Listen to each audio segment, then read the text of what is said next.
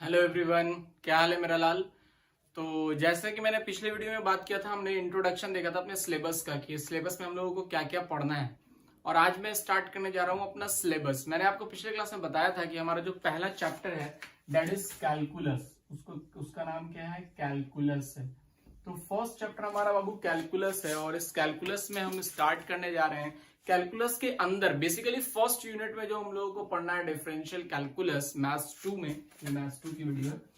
तो मैथ्स 2 में जो हम लोग को फर्स्ट पढ़ना है M2 में वो है कैलकुलस, डिफरेंशियल कैलकुलस बेसिकली पढ़ना है। बट उसमें एक टॉपिक दिया है फर्स्ट जो कि है फंक्शन। ठीक है, तो सबसे पहले हम लोग आज फंक्शन के बारे में बात करने वाले हैं। फिर जब कैलकुलस का मेन कैलकुलस स्टार्ट होता है लिमिट डिफरेंशिएशन इंटीग्रेशन से। ठीक है, तो अभी तो कैलकुलस नहीं है, बेसिकली हम लोग फंक्शन पढ़ रहे हैं जो कि हमारा पहला टॉपिक है। तो सबसे पहले हम फंक्शन के बारे में बात कर रहे हैं आज। ठीक है, जो लोग पिछले वीडियो नहीं देखे हैं सबसे पहले जाके इंट्रोडक्शन वीडियो देखिए। मैंने उसमें सिलेबस को पूरी तरह से एक्सप्लेन किया है बच्चा कि हम लोगों को क्या क्या चीजें पढ़नी है और उस टॉपिक को हम लोग कैसे कैसे पढ़ेंगे, किस किस चीजों की जरूरत पड़ेगी, वो मैंने आपको बताया है फर्स्ट वीडियो में। जाकर के पहले उस वीडियो लेक्चर को देख लीजिए, फिर इस वीडियो लेक्चर को देखेंगे। ये वाला जो लेक्चर है इसमें बेसिकली हम चैप्टर्स को स्टार्ट कर रहे हैं और सबसे पहला चैप्टर है बच्चा दैट इज फंक्शन। देखिए बोर्ड पे फंक्शन क्या होता है, बोलता है फंक्शन होता है क्या है। हमने बचपन में पढ़ा इस तरह से f(x) is equal to 3x minus 2, ऐसा कुछ पढ़ा बचपन में। ये f(x) बराबर 3x माइनस 2, इसी को फंक्शन बोलते हैं बेसिकली। ठीक है, बचपन में जब हम लोग पढ़ते थे तो बचपन में हम इसी को फंक्शन बोलते हैं। फंक्शन f(x) बराबर 3x माइनस 2, जिसमें ये जो 2 होता है बाबू ये कांस्टेंट होता है। क्या होता है, कांस्टेंट। कांस्टेंट वैसे को कहते हैं जिसकी वैल्यू फिक्स्ड होती है, उसको क्या बोलते हैं, कांस्टेंट। ये जो x है तुम्हारा ये होता है वेरिएबल। वेरिएबल किसको कहते हैं, जिसकी वैल्यू चेंज होती है अकॉर्डिंगली, जरूरत के हिसाब से चेंज होती है, उसको बोलते हैं वेरिएबल। और ये जो तीसरा होता है बच्चा इसको बोलते हैं कोफिशिएंट।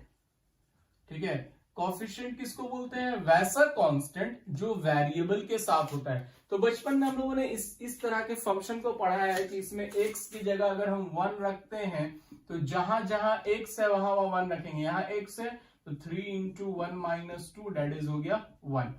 ठीक है, इस तरह का हमने पढ़ा है। इसमें अगर हम कुछ रखते हैं x की जगह 2 तो 3 इंटू 2 माइनस 2 डेट इज 4 आ जाएगा।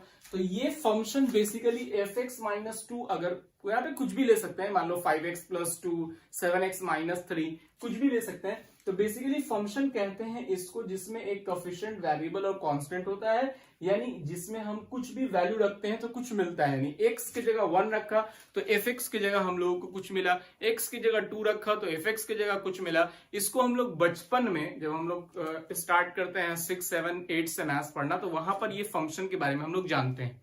ठीक है, अगर हम टेक्निकली बात करिए तो हो गया बचपन में क्या पढ़ा था हम लोग। अगर हम बात करते हैं टेक्निकली, क्योंकि हम लोग इंजीनियर बनने वाले हैं जी, है ना। फर्स्ट सेमेस्टर में आ गए हो, 3 साल में इंजीनियर बन जाओगे, जूनियर ही इंजीनियर बनोगे लेकिन इंजीनियर तो बन जाओगे, डिप्लोमा का टैग लग जाएगा।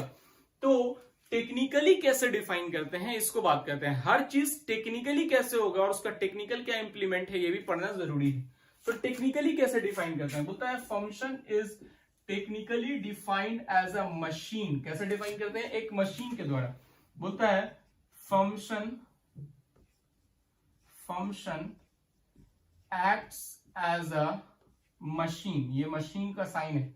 ठीक है, MC, इसको बोलते हैं machine. Function act as a machine for every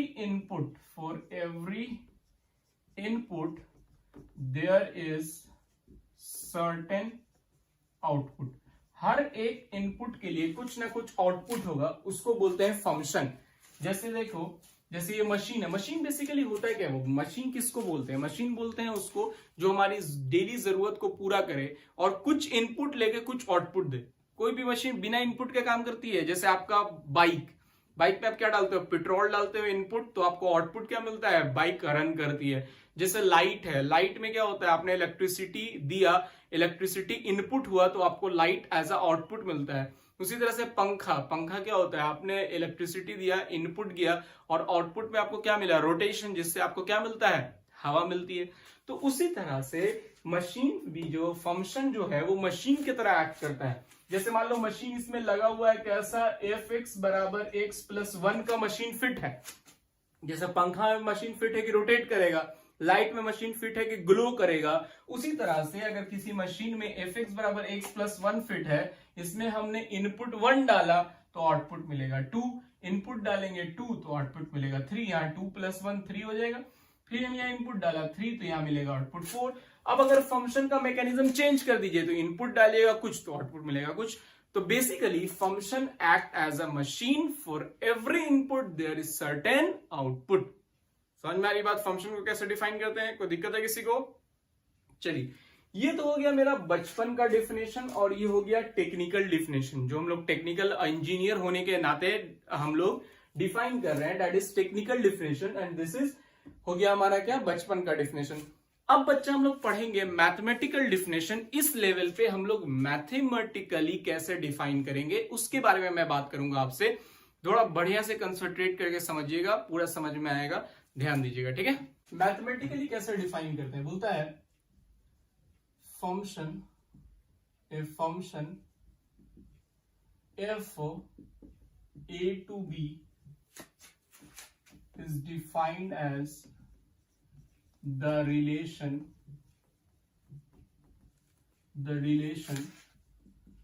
from a to b। बोलता है function a to b, a function f a to b is defined as the relation from a to b। एक ऐसा relation है a से b की तरफ, such that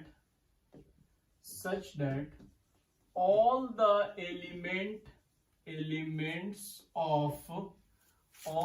elements of A must have unique image in B। बोलता है कि function f a to b is defined as the relation from A to B। कैसा रिलेशन है? A से B की तरफ, such that इस तरह से कि all the element of A के सारे एलिमेंट का must have unique image in B। ए के सारे एलिमेंट का क्या होना चाहिए? यूनिक इमेज बनना चाहिए। दो सबसे इंपॉर्टेंट पॉइंट है, all the element of A must have unique image in B. A के सारे एलिमेंट का और यूनिक इमेज बनना चाहिए बी में। देखिए क्या होता है, समझिए डिफिनेशन को कैसे आप समझेंगे उसको। देखिए मैं आपको डिफाइन कर रहा हूं, समझिए।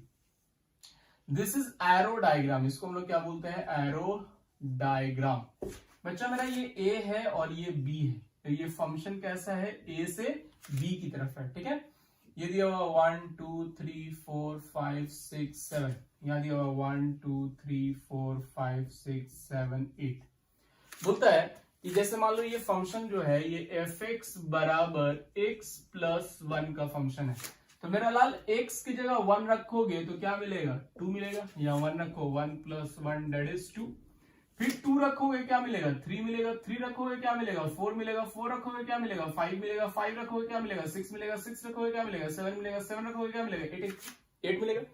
तो बोलता है कि फंक्शन होने का शर्त क्या है? पहला शर्त है कि फंक्शन ए टू बी, ए से बी की तरफ उस रिलेशन को कहेंगे जिसमें all the element of A के सारे एलिमेंट का, ऑल द एलिमेंट ऑफ ए का कोई भी एलिमेंट खाली नहीं रहना चाहिए। पहला शर्त ये है। और must have unique image in B.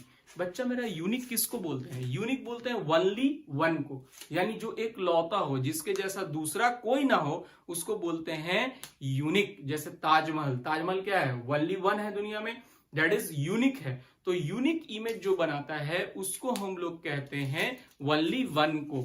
तो बच्चा मेरा बेसिकली देखिए वन का इमेज किसको बोलते हैं? देखो पहले समझ लो, ये जो इनपुट है ए में जो रखते हैं उसको क्या है? इनपुट। ए वाला क्या है? इनपुट, ठीक है। ए जो है वो इनपुट है, और इनपुट को हम लोग और क्या कहते हैं? प्री इमेज कहते हैं। क्या कहते हैं? Pre image. और ये जो बी वाला है ना, बी वाला, ये आउटपुट है। आउटपुट, ए की जगह इनपुट, एक्स की जगह इनपुट रखते हैं तो एफ एक्स मेरा आउटपुट मिलता है। ए में जो भी एलिमेंट है वो इनपुट है, उसको प्री इमेज बोलते हैं, और बी में जो भी एलिमेंट है उसको आउटपुट। आउटपुट का मतलब होता है इमेज। आउटपुट किसको बोलते हैं? इमेज को। तो बोलता है बच्चा कि x की जगह अगर हमने 1 रखा तो 1 का मेरा आउटपुट क्या मिला? 2। अगर हमने 2 रखा तो क्या मिला? 3। तो बोलता है सबसे पहली बात, फंक्शन होने का शर्त क्या है? फंक्शन होने का शर्त यह है कि all the element of A के सारे एलिमेंट का बी में यूनिक इमेज बनना चाहिए। यूनिक का मतलब सिर्फ एक इमेज बनना चाहिए। 1 का देखो एक इमेज बन रहा है 2, यानी यूनिक आउटपुट होना चाहिए। इमेज को आप आउटपुट बोल सकते हैं।